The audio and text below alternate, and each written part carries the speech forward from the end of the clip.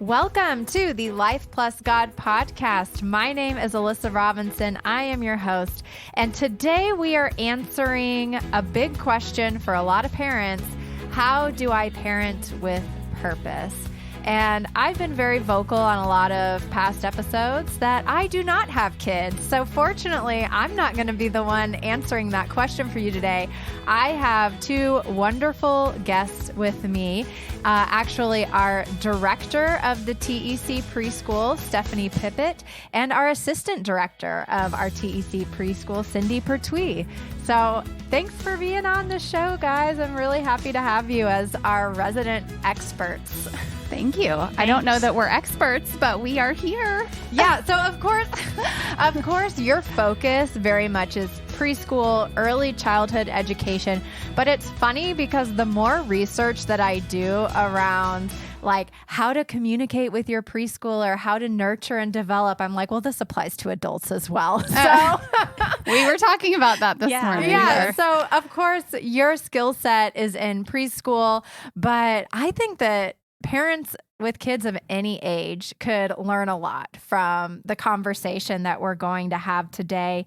And I just want to take a second, give a little plug. Trietsch Enrichment Center is our preschool here at Trietsch. We have an amazing program for kids 2 years old through pre-K. And I would love to encourage y'all to go to tmumc.org/TEC to learn a little bit more about our programming. And on that page, you can find ways to get in contact with Stephanie and Cindy. So plug over. But we'll talk a lot about TEC during our podcast too. Oh, good. Okay. So it's not completely over. Oh, good. So let's learn how to parent from our TEC preschool, shall we? First, I want to get to know more about the two of you. Stephanie, I know you pretty well from the womb because you're my sister. A lot of y'all might not know that. But what has led you to your roles at TEC, and why is it that you're passionate about this area? So I have wanted to be working with kids since I was in second grade. My second grade teacher was one of those people who just, like, I wanted to be her. She was fun. She was creative. She taught in such a way that we were excited about what we were learning. And looking back on it, I don't even think I realized I was learning. I thought we were just playing. And so I always wanted to work with kids. And so after college, I was a paraprofessional for a little while. And then I was a teacher in a classroom. And then I stayed at home to be mom for a little bit, worked in a licensed daycare, and then worked in children's ministry. So I think all of those coming together led me to this position here as the TEC director. I also am just passionate about this job because my kids went through TEC and I got to see the radical love that our teachers pour into our families and our kids. And I felt that. And so I jumped at the opportunity to be a part of that amazing team. I also grew up here at Trietsch. We moved here in 1998, and I went through youth group here, and it just feels like home. And I still see people in the halls that I have known for 25 years. And so I just feel very blessed to get to work in a place that I love so, so much, and that has helped me grow abundantly in my faith. Stephanie, do you remember the name of that second grade teacher? Mrs. Hendrickson. Okay, because here's a fun fact. I also remember the name of your second grade teacher. Aww. Because she meant so much to you. And I know that one of y'all's values at TEC that y'all have been educating me on is helping kids learn how to love school. And I think that was one of the really big things for you is like growing up, I remember that you loved school. I unfortunately had the opposite feeling. I did not have great early education teachers, and a lot of them I remember being kind of mean. And so I didn't love school. I didn't realize how much I actually did love learning until I went to college. And so I feel like I missed out on some of that passion that you had for learning and just being in the school environment. And so the right teachers and the right people to nurture you, I know personally, make such a huge difference. And I did eventually catch up, and I have learned to love school and education, but it didn't happen until I was much older. Right. Yeah. It makes a big difference. Yeah. Cindy, what's your journey? Oh, I kind of started the same way with having some amazing teachers that kind of helped me along the way and helped me want to, love learning. And then going off to college, actually, education wasn't my original degree. I switched halfway through after working with a tutoring program for other students at the school and some kids at the local high school and middle school. And so I moved to secondary education because I wanted to teach science. And I did after college for a while. I taught science until I had my own kids and decided to stay home with them. And then on my journey of having my own kids and everything, I went, one day my parents were like, hey, we need someone to help out at a preschool. Can you think you could do that? And both my kids were back at school. So I was like, sure, I'll do it. And I fell in love with it. It was amazing to be in the classroom with the kids, getting hugs, them lighting up when they see you, them trying something new and actually getting, learning it and getting the idea. It made me happy to be in that presence of seeing that all the time. And from there, I moved over to Trietsch, and I've been teaching here for 7 years in the 2-year-old classroom. And getting that every day, we get paid in hugs. We get to sit in the room and read to them and watch them light up and watch them progress from the beginning of the year to the end of the year and seeing how much they have grown. And it's just, I love it. I love being around them all the time. This is like the age group that you work with is like a really special age group where they are still like wide-eyed and open to the world and just like the joy of living, of like they are just so excited to be here today, you know? And it's something that like around the age of between like 7 and 10, you start to lose that sparkle and kind of step into the real world of like, oh, this is a whole thing, you know? But those early years, it's just like a whole bunch of cute little squirrels showing up for school, ready to do anything and have a fantastic time. They are.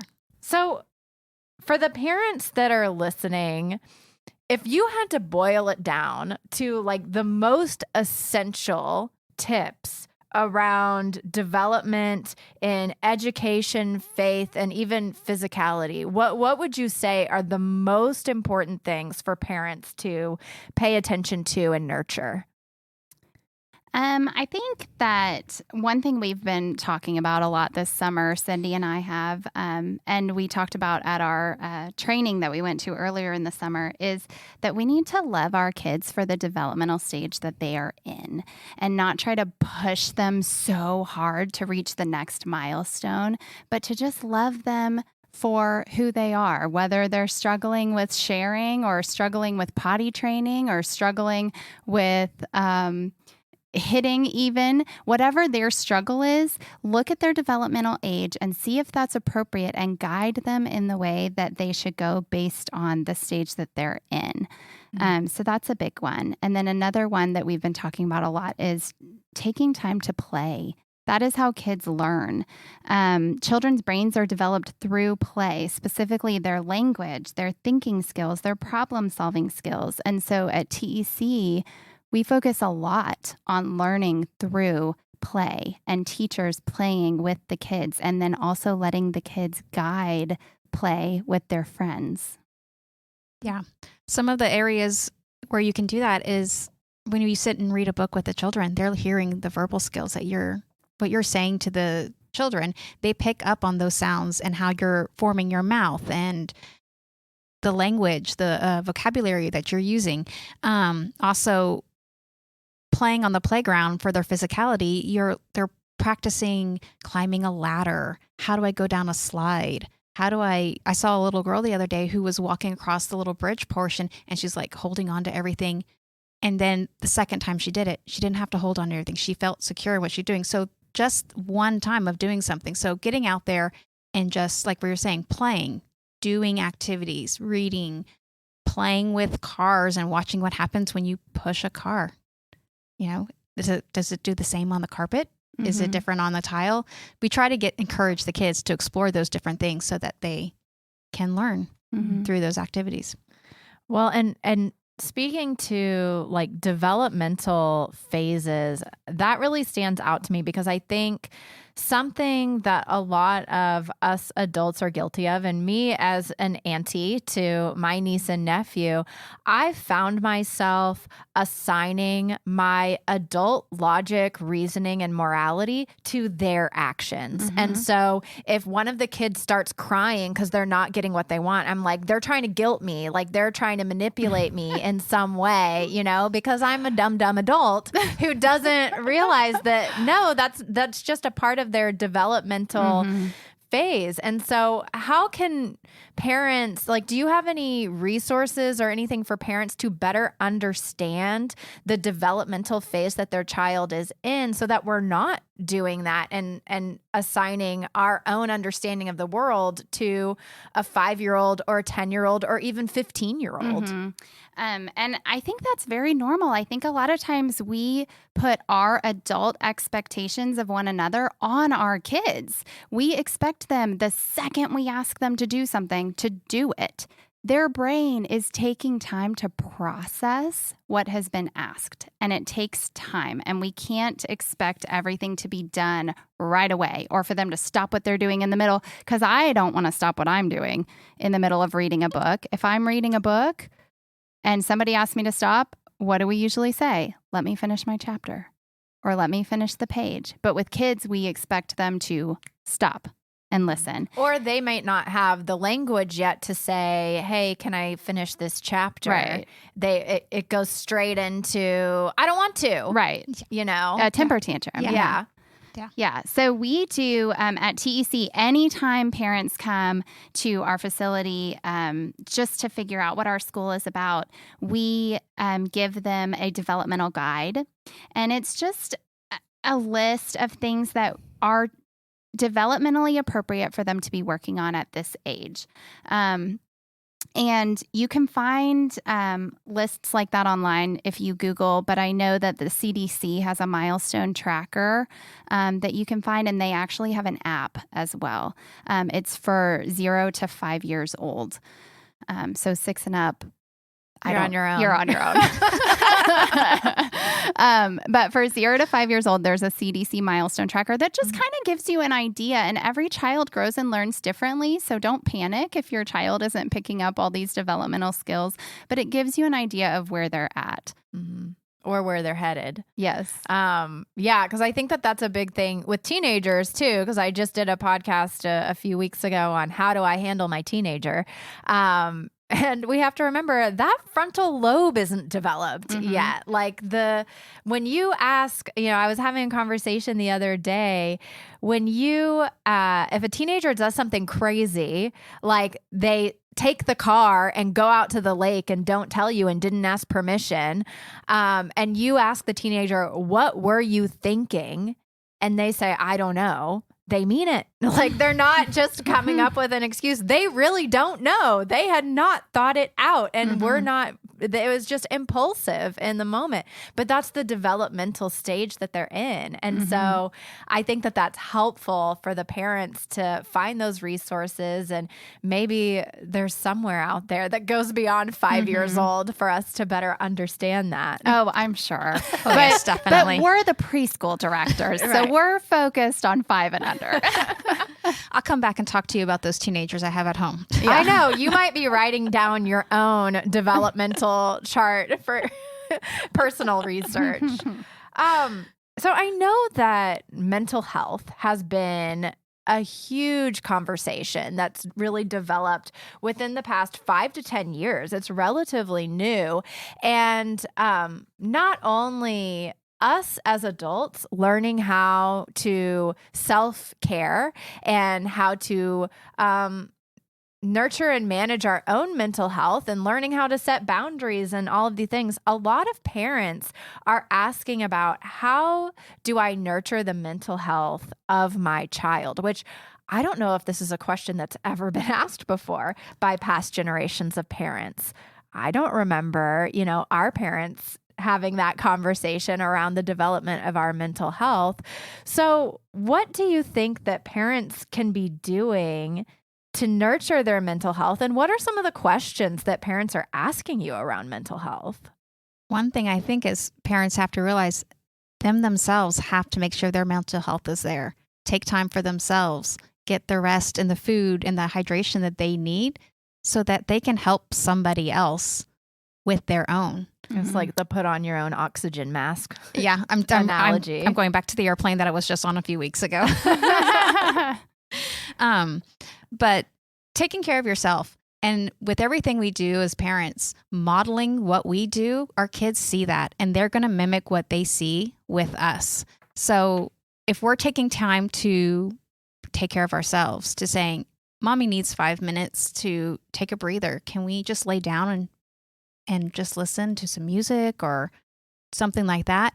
That's modeling to them that you're taking time for yourself to calm down and have a break. Mm-hmm. For parents themselves, for their kids, spending time with your kids without extra distractions around, listening to them. The stories that you will hear from 3 and 4 and 5-year-olds, they're so fun to listen to if you just take the time if to you have sit. the patience for it. Patience to sit and listen to the story. And they might repeat themselves quite often, but they eventually, when they come around, and then to see their reaction from it, it's amazing. Mm-hmm.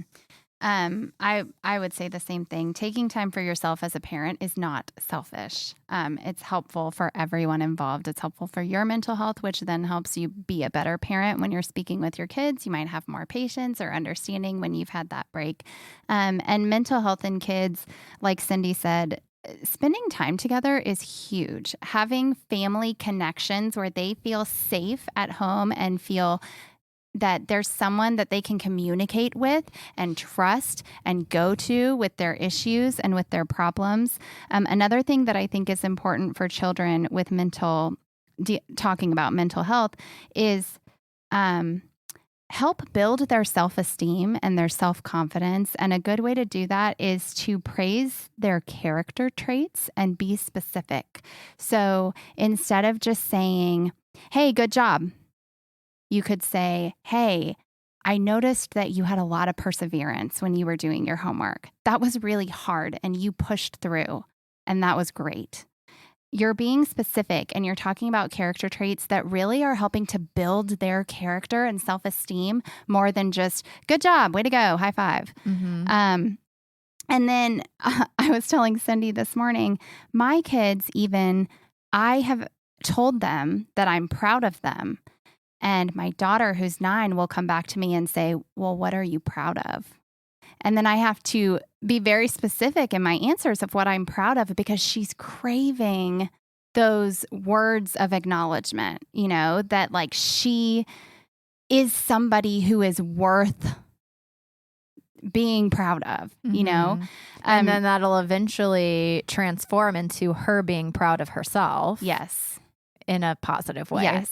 So as parents, I think we can really pour into them both by example and just by allowing for that communication to be built and that trust to be built, and then pouring words into them that are uplifting because they're not always hearing those uplifting words from others, unfortunately. Mm-hmm. And then also, we talk about this anytime we talk about mental health, know when to seek a professional for help. There are times that maybe there is outside help that needs to be had. So pay attention to your child. And if certain traits are starting to pop up, if they're withdrawing from you and their friends, if they're not eating very much, if they're really negative about themselves, if they're not interested in the activities that they've always loved, just pay attention to things like that. And there's lots of lists of, traits you can look for online that kind of give you an idea of when to call a professional. Mm-hmm. And I also think that adding to that, needing help is not a reflection on your parenting. No. It is not saying that you failed as a parent, or, going back to Freud, it's always the mother's fault or something like that. That's not what therapy is. And I think that it's really helpful to pay attention and recognize, hey, I could use some extra support here.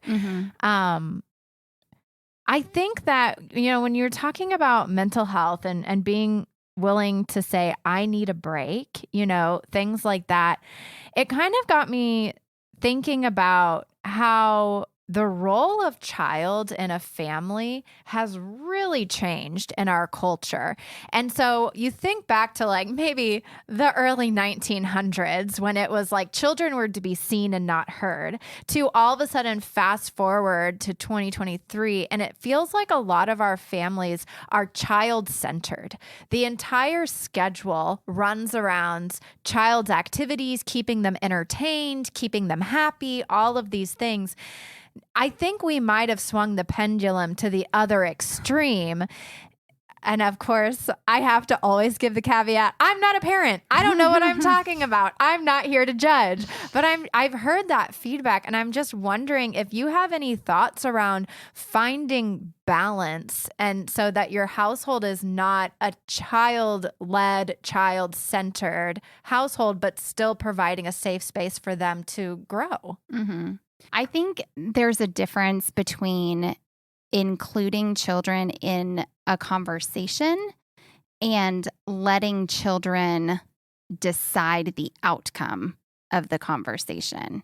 So I think in some families, the children are getting to make the decisions for the households. They're getting to decide which activities they will be doing, which school they will be going to, which friends they will have over for play date. And I think it's great to involve kids in those conversations, but ultimately at the end of the conversation, mommy and daddy or whatever parent or guardian is at home makes the decision. And it's very clear that the parent is in charge because the kids need to know that too. They need to know, and they feel comfortable with boundaries. They need boundaries, and they need to know this person is the person I go to who can handle my stuff. They can get it all under control and organize it, and I don't have to put that stress on myself because it is stressful. It is. That's what I was just thinking. Like, we experience decision fatigue as adults and having to make choices all day, every day. And that's why at the end of the day, there's always the argument of what's for dinner? I don't know. Like, well, let's order takeout. What do you want? Ugh, I just don't care. And it's not that you don't care. It's not that you don't know. It's that you've made so many decisions today. You are exhausted, and you are let's pretend, a well-adjusted adult who has their life together, knows what they're doing, all of these things.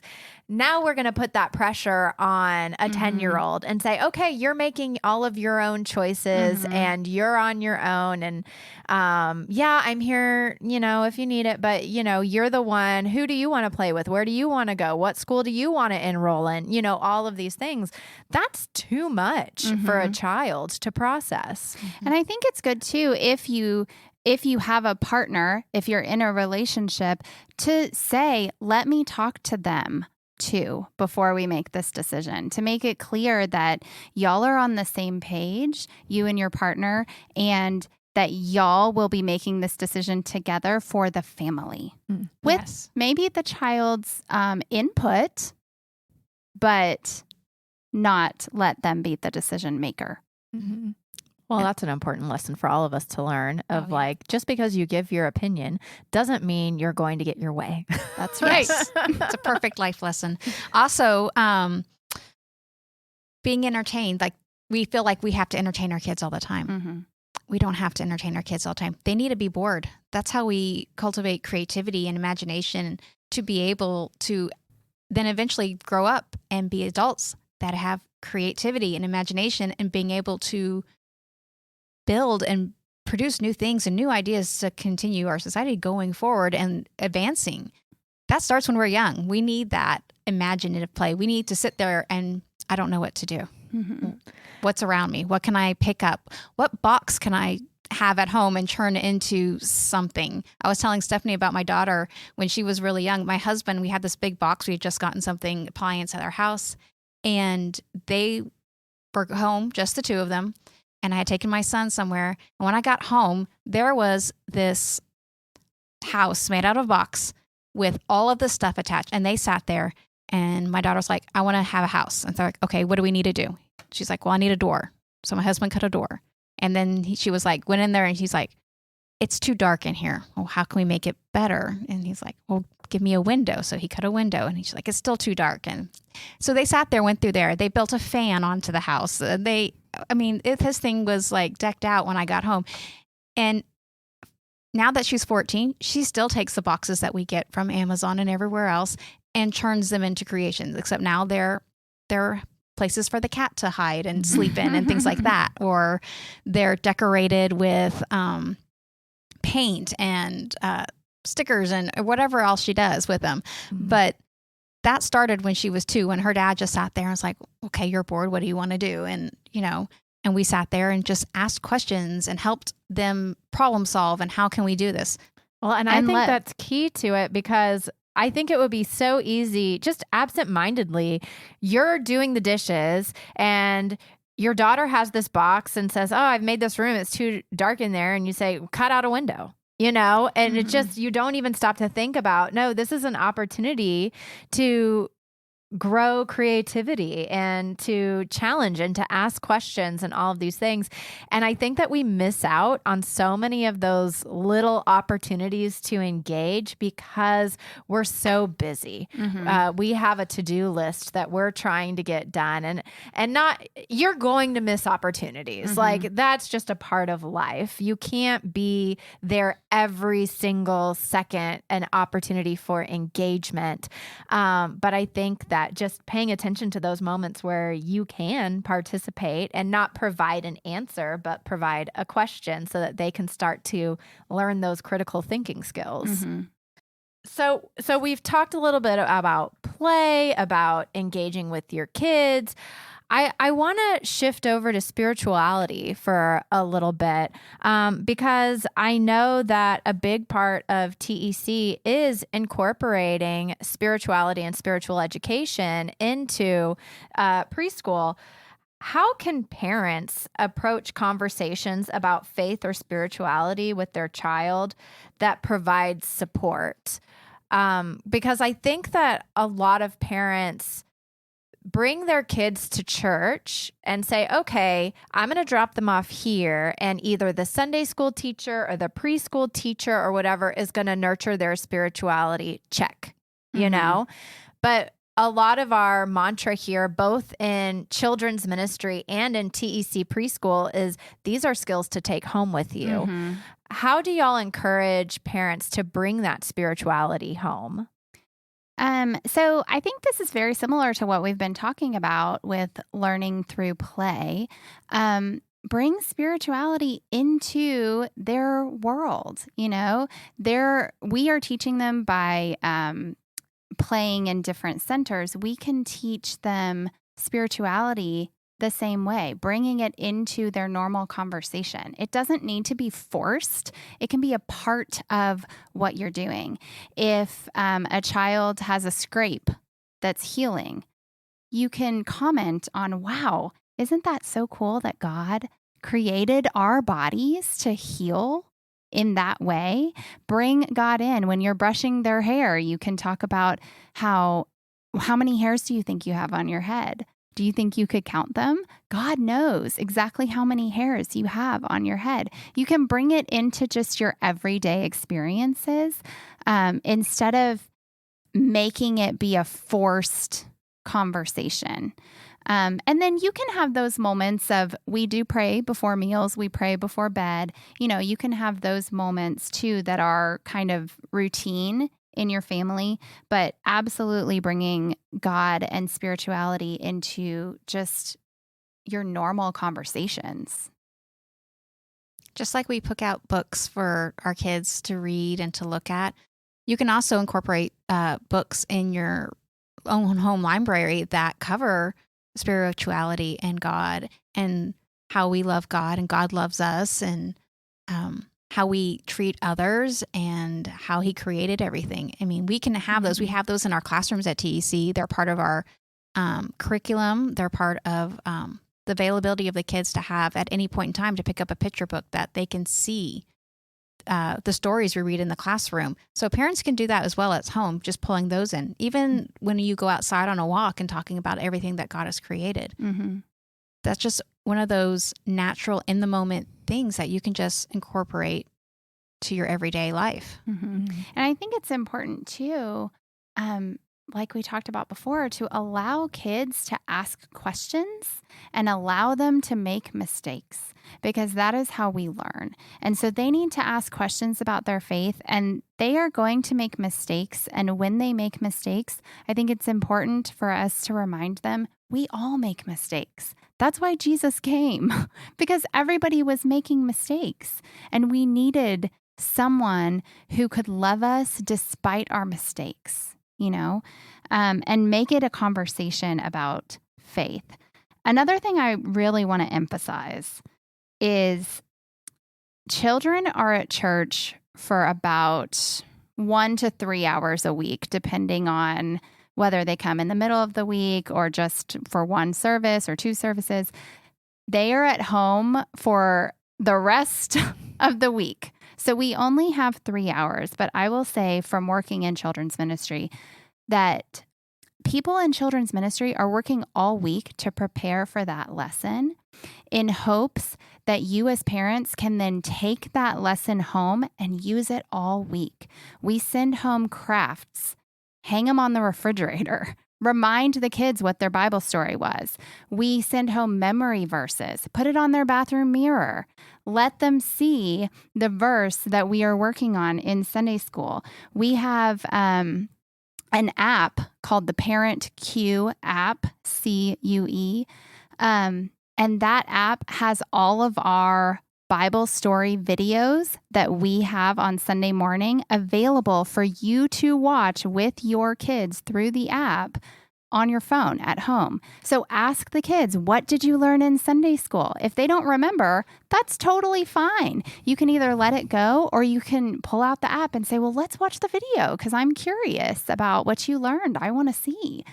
And my kids are always very excited to watch the videos at home. They think it's like their own private viewing of the Sunday school lessons. And sometimes it's good for them to have a refresher of what they learned, because when there's 40 other kids in the room, things get missed, But the church does a lot to help guide parents. But I will say from my own experience that sometimes we take those crafts and those memory verses and all the other stuff home and it goes in the trash. Shh. I would never do that if I were a parent. Oh. Then you would have a very big room. No judgment, though. And so I'm not saying this because I do this every single week. I'm just saying that there are resources and ways that you could take home the lessons and continue to implement them throughout the week. Mm. So with your own kids, there comes a time in all of our lives in different ways, depending on your developmental stage, even for 4-year-olds and 5-year-olds, where we start questioning faith and we ask big questions that there aren't always answers to. I know in Sunday school a few weeks ago, one of the kids asked, if God created everything, who created God? Mm-hmm. And okay, that's let's go to seminary for a moment and then we can kind of sift through this question and the meaning behind it and all of these things. With your own kids, when they ask those really big questions or start questioning their faith, how do you respond? 1, be honest. 2, it's okay to say, I don't know. Let's explore that together. Mm-hmm. Yeah, I would say the same thing. I think that was one of the biggest things I learned in my first year of teaching, because I felt like as the teacher, I needed to have all of the answers. And it's really hard to give an answer when you're kind of faking it because you don't really know what the answer is. And so I learned very quickly that it was okay to say, I don't know. Let's look that up. Let's Google that together. Let's look it up. And it's the same for faith. We don't have all the answers. Like, I don't know who created God. Yeah. God has always been, but that's hard to express to a child. I don't know what heaven is like. I know what the Bible says, but I've never been there. No. You know, there's a lot of questions that we have no idea. And so I think it's okay to say, I don't know. Here's what I think. What do you think? Yeah. You know, ask them. Involve them in that conversation. Their opinions matter, and we want them to know that their opinions matter and their questions matter. Mm-hmm. And immediately after every question, hey, Siri. And I apologize to everyone who's listening who I just set off their Apple Watch. One of the big questions that we get, and not just in person, but on our website. So I'm always looking through the search terms that are coming to our website. So that's people who they typed a question into Google and somehow they landed on tmumc.org. And a lot of the questions are things like, what does the Bible say about discipline? How can I discipline my child? You know, all of these things. And so we're trying to figure out the best way to provide our child guidance. And people are trying to find the answer in the Bible. Personally, I don't know if we want to turn to the Bible for parenting discipline tips, but I think there are things that we can learn about being a better person that we can apply to our parenting. But how do y'all think that parents can approach discipline in a positive and nurturing way that aligns with their beliefs and values? So I think, first of all, we've talked about this a lot, so I'm sorry that we keep repeating ourselves, but it's always important to look at the child and their behavior and determine, is this a typical developmental behavior, or is this something that requires discipline? Because if it's a typical developmental behavior, it maybe requires guidance to the correct action rather than discipline, which is more like punishment. Yeah. How do you define discipline? Because some people would call it punishment, but other people say, no, a discipline is like a practice, a guidance, how to learning the correct way to do things, not always punishment. So like, how are we defining discipline in this conversation? Well, I guess when our parents ask us how we discipline in school, when they come in for a tour of our school, we're usually telling them we are going to redirect. We're going to help them learn how to react to their behavior. It's not talking about a punishment. It's more of talking about how we react to what's going on in the situation, how we assess the situation, and what we do.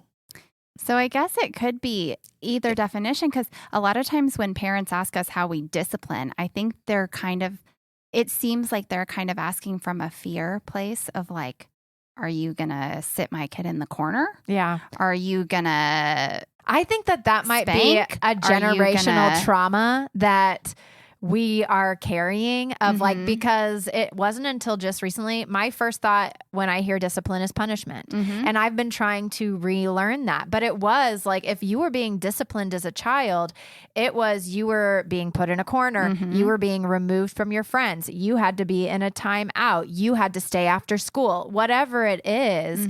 And, I think it was really damaging to a lot of our psyches. And so we're super protective of our children to make sure they don't experience the same thing we did. But maybe what we experienced wasn't what discipline was supposed to be. And so I think at TEC, we do discipline in more of a guidance type way. We, like Cindy said, we redirect. We never do timeouts. We call it sometimes you just need to take a break, take a breath, go for a walk down the hall, go get a drink of water, just kind of get away from the people and the loudness and just take a moment to be by yourself at peace, and then you're okay to go back into the classroom. Which is, I guess, the same idea of what they were trying to do when we were kids, but it had a totally different feel to it. It was embarrassing kids. It was embarrassment. And so we absolutely never want to embarrass kids or make it a big deal. This is a normal thing. Sometimes, everybody just needs to take a breath and take a break and go for a walk. And kids are never looked down upon for We all need that. a break every now and then. We do. Yeah. And a lot of times we think of it as negative, and we're trying to turn it around and make a positive. We need this. Everybody needs a break sometimes. We all get overwhelmed, children and adults. We need to take a break. We need to take a breath. We need to go on a walk. And we need to show that kids, we can do that too with the kids. How do you think that that's like biblically rooted in some way? I know that parenting styles during Bible times, they really didn't do gentle parenting, No. But I think we see examples of several people, Jesus included, who in times of stress and chaos, they went away by themselves and took a moment to just take a breath and be alone. And so we are trying to model that behavior from these biblical characters. It doesn't quite say that that's a parenting style, but allowing children to do the same. One thing I wanted to say about disciplining in the home is that I think it's really important that kids know what they are being disciplined for, because I think sometimes kids might do something and us as adults have a very strong reaction to it. And I myself have had moments that I've gotten on to my son who's 6, and I realize after 5 minutes of us talking through it that he has no clue why I'm upset. And so I think it's important for us to verbalize to our kids what action happened here that has caused us to need to have this conversation and has caused the parent to kind of be a little upset or on edge, because sometimes they just feel like they're being yelled at for no reason. All they did was open up the pretzels and have a snack because they were hungry. Why are you yelling at me? And then the mom's like, I just spent an hour making dinner. Why are you having a snack? But there's a disconnect. And so I think it's really important to make sure that kids always understand why they are being disciplined or why a parent might be a little upset with their actions. Yeah, look at ourselves as adults. What makes us get upset? What makes us, we're hungry, we're tired, we're overstimulated with our environment. There's too many people around, there's too much noise around. Well, that's the same thing that happens to children as well. Mm-hmm. Yeah, I feel like the number one thing, the driver for both adults and kids throwing temper tantrums is feeling a lack of control over whatever situation that you're in, because we all crave to be in control of our environment. And that's not necessarily a negative thing. It's good to want to feel at peace and in harmony with the environment that you're in, but you can't control everything. And as an adult, when I feel like things are being thrown at me that are completely out of my control, whether it's someone else's fault or not, I start acting out in my relationships and my friendships. I get an attitude. I'm not fun to be around. All of these things. Well, stop smirking over there, Stephanie. But I just keep imagining what a child must feel like of literally nothing is within their control. Mm-mm. Like they almost don't even have bodily autonomy. Like they don't get to decide when they eat, when they sleep, when they do anything. And so it has to just be constantly frustrating of, listen, lady, I'm just trying to live my life and eat a pretzel, And a lot of times they don't even know how to express it. They're just, they don't have the words to say, I'm hungry. Right. And look at someone who's like almost 2 years old. They can't say, I'm hungry. They start crying. Mm-hmm. They get upset. They throw a toy. And we have to realize that we need to look at that situation and go, okay, what's going on? Yeah, because sometimes we just think they're being defiant, and they're really, a lot of times not. I mean, sometimes they are, but a lot of times we're on different pages, they're processing things differently. One last thing with discipline that I think is important: communicate with the kids what they did wrong, but also I think it's important to always end whatever conversation you've had about discipline by letting them know that your love for them is never ending. And no matter what mistakes they make, that does not change. God loves them and you love them. And I think that that's a good end point for every form of discipline, because they need to know we're not going to hold on to this. We're not going to be upset about this. We love you, and that's important for them to hear. Out of curiosity, so of course, like there is the parent, whoever's the guardian of the child, but what about how you handle parenting within extended relationships? So we have grandparents in the mix, we have aunts and uncles in the mix, maybe we have cousins who all have an influence over this child in some way or another. What are the kinds of parenting do's and don'ts for extended family who want to be involved in this child's life and be a positive influence, but they're not the parent? I would say have a conversation with them. Be honest and open about what your goals are with your children and what you want to be around your children. And usually a lot of things can be taken care of or addressed just by having an open, honest conversation with them. Mm-hmm.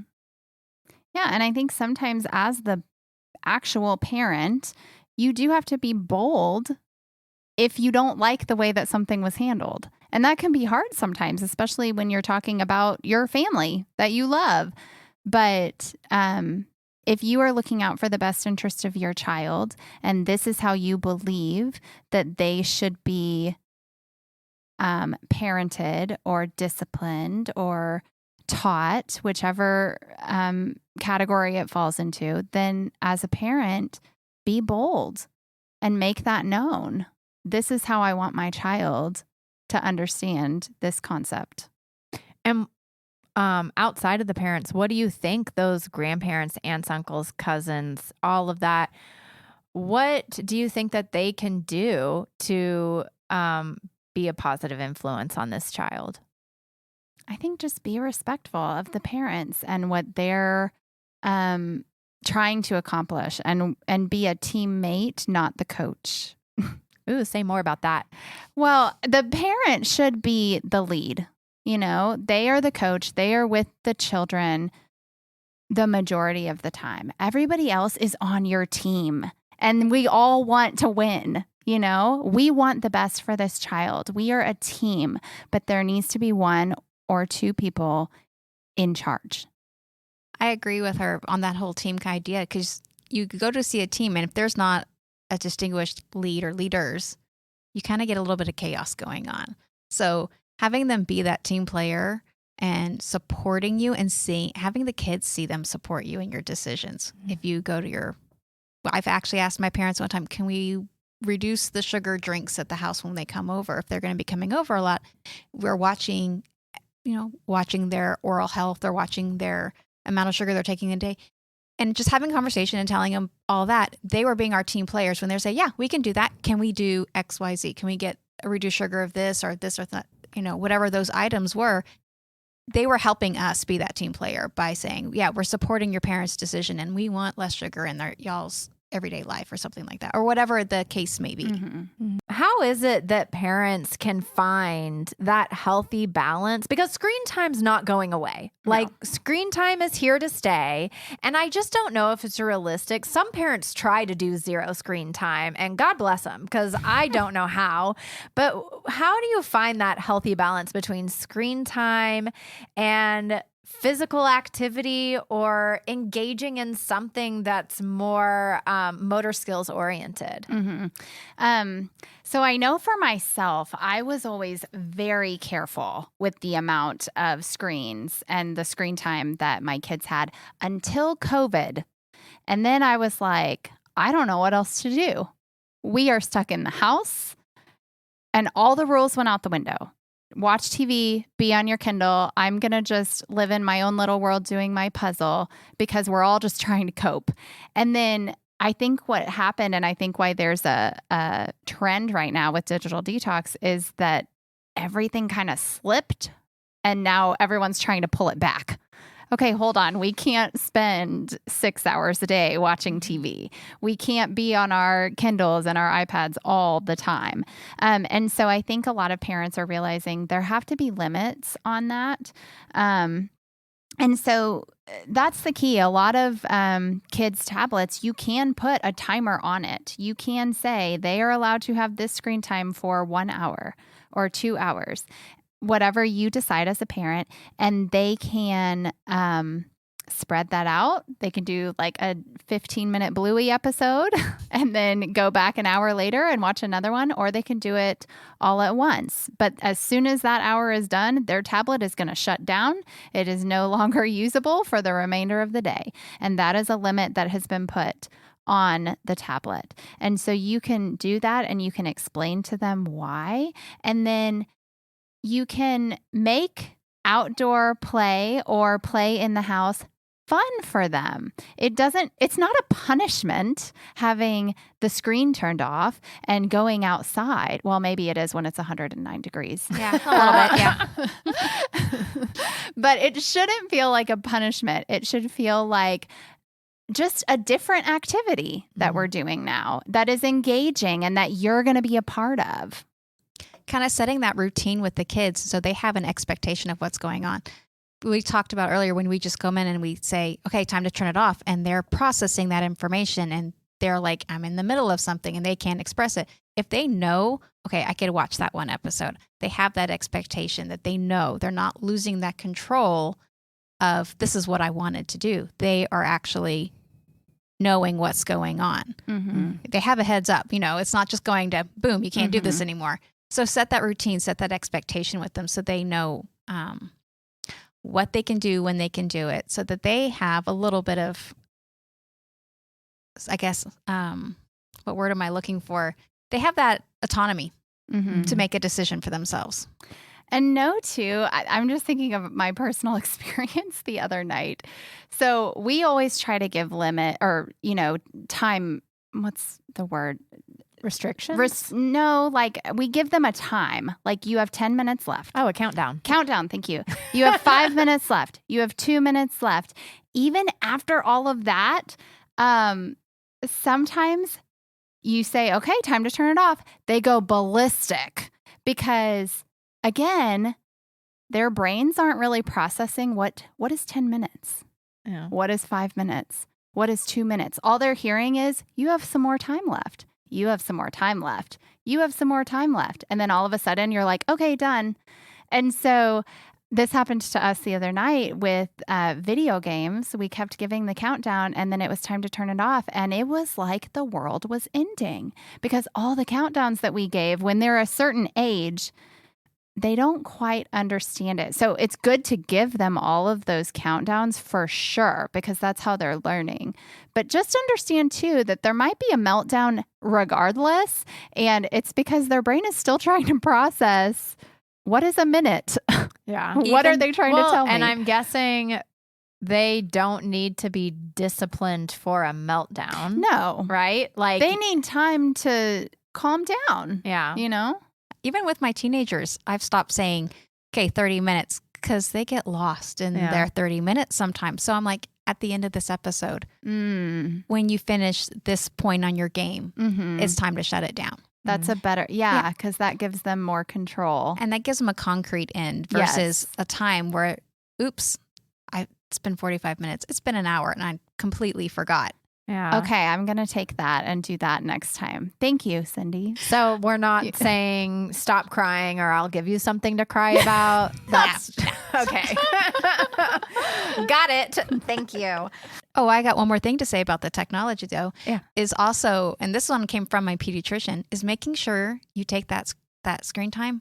You give your kids like 30 minutes to an hour before bedtime so that their brains can come down off of that and calm down so they can go to bed actually on. So turn it off 30 minutes to an hour before bed. I think we're supposed to do that for ourselves as well. I'm horrible about it. I just like sit in bed, like even just scrolling. And I literally put the phone down and turn over and go to sleep. I have to have the TV on to go to sleep. I think they're talking more about like the blue light stuff. Oh, that so TV is fine?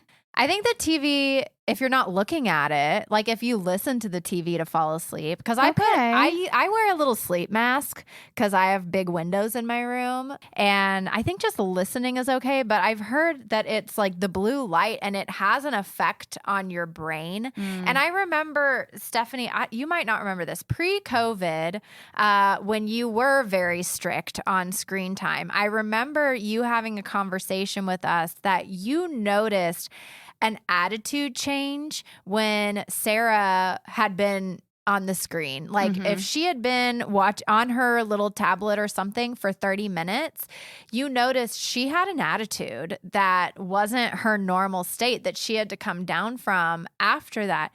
Do you still notice things like that of like once there's been screen time, there's kind of a rewiring that happens? I do.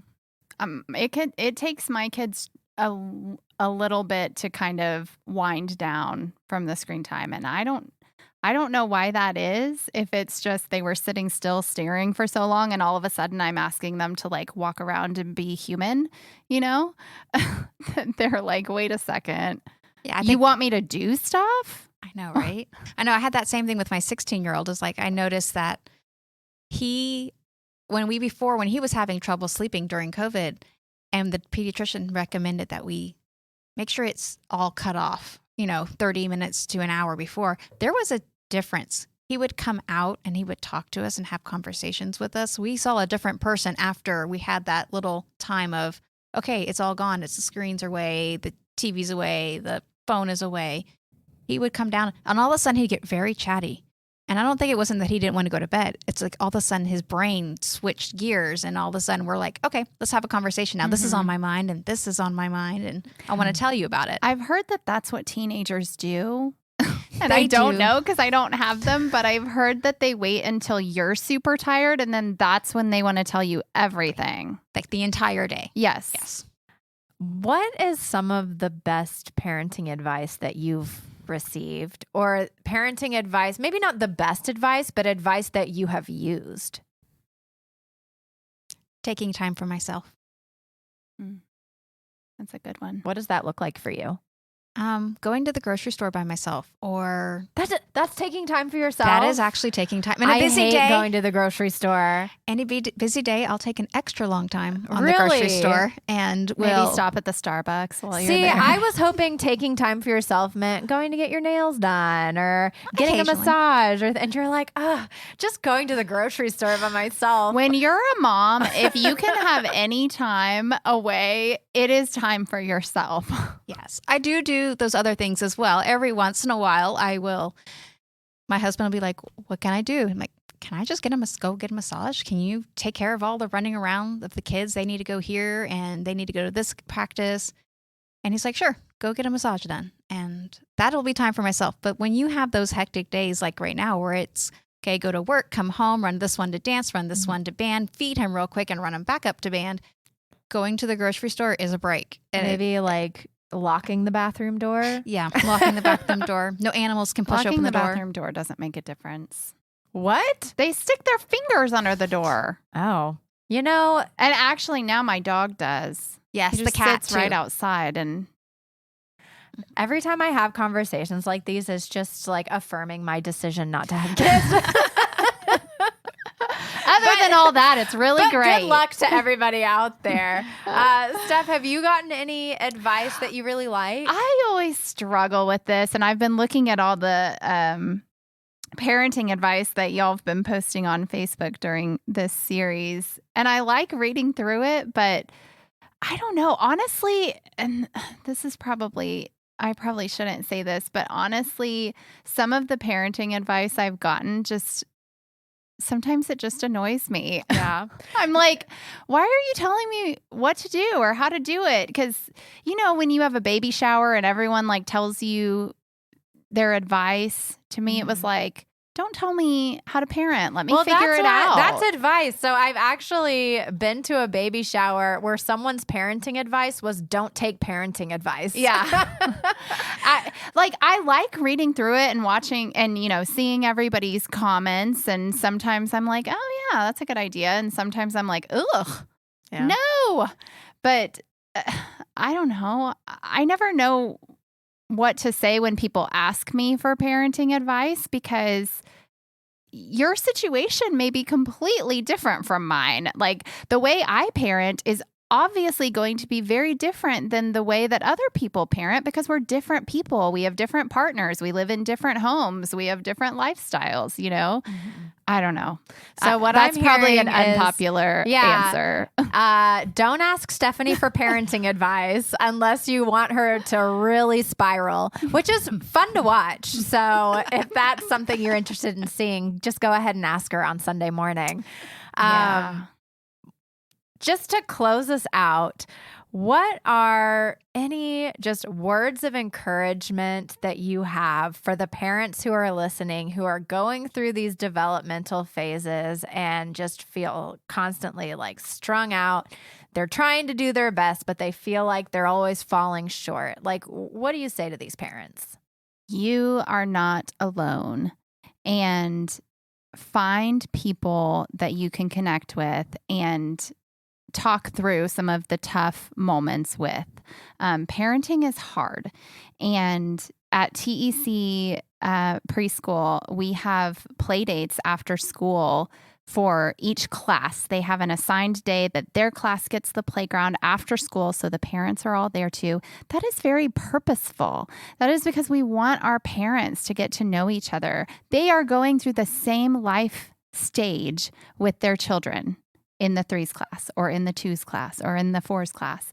And they need to have a community to be able to connect with because there are moments that as a parent, you just want to cry because you don't feel like you know what you're doing. You don't feel like you have any support or help. You just feel lost and you need a community. So number 1, you are not alone. And number 2, find your people. It changes. That would be what I would say. Your stages you're going through, it's hard. And then it'll change into another stage. It'll be a different hard. It won't be the same hard. It'll be a different hard. And sometimes actually that's a relief because I can deal with a different hard for a little while, as long as it's not the one I've been dealing with for the last month or two. This too shall pass. Yes. Yeah. So kind of like that. This too shall pass. That's what someone told me once. It doesn't necessarily get better, but it gets different in the way that behaviors are happening or in the way that they're relating, I mean, parenting is amazing. I am not saying that because it's not good, but on those hard days, it doesn't necessarily get better, but it changes. It's different. Mm-hmm. Yeah, definitely. I think so as a non-parent, but when I was going through my divorce, I found a lot of comfort in the idea that I'm not going through anything that thousands of other women haven't also been through. Mm-hmm. Millions of other women haven't also been through. And I would imagine it's the same for parenting. Like there is no parenting